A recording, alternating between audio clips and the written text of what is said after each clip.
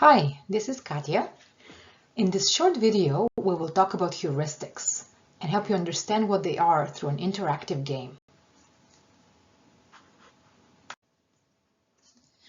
If you search the internet or ask a generative AI tool, what's a heuristic?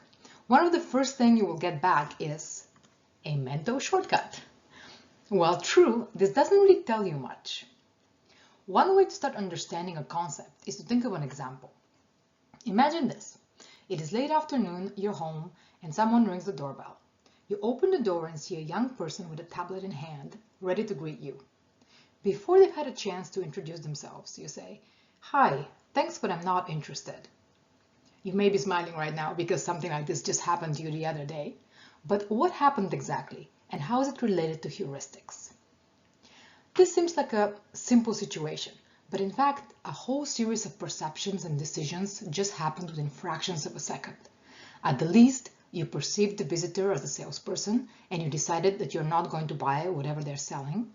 In fact, you decided you don't even want to know what it is that they came to offer. Further, you decided how you're going to communicate this decision to them, and then you did that. How can such complex thought processes take place so quickly and effortlessly? Heuristics enable that.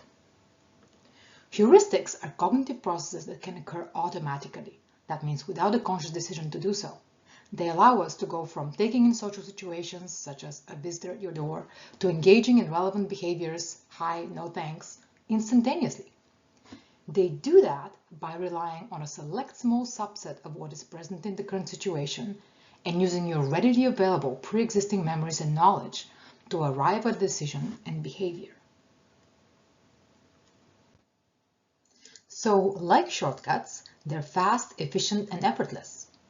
Because they use only the most salient cues in the environment and easily accessible mental representations, they conserve limited cognitive resources, such as attention and working memory.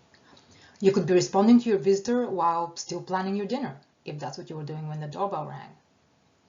However, also like shortcuts, they are error-prone and may oversimplify the situation.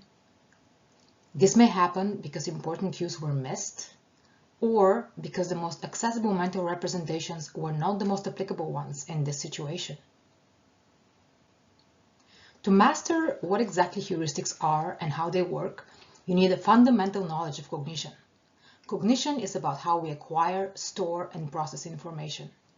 These concepts I have already been using, like mental representations, memory, mode of processing. They're all the building blocks of understanding thought, emotion, and behavior.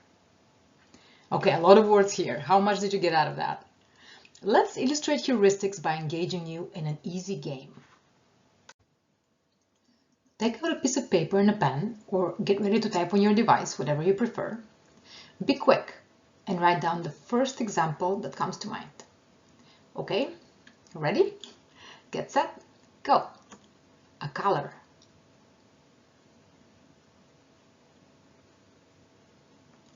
A pet.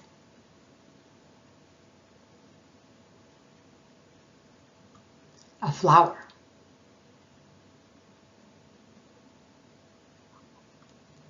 A breakfast.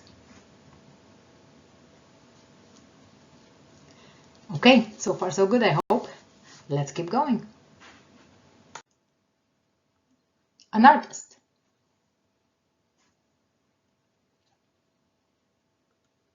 A psychologist. An Italian.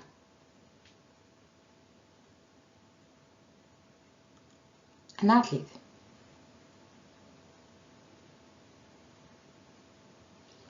Okay, so in this game, I asked you to come up with examples of social and non-social categories in a limited time.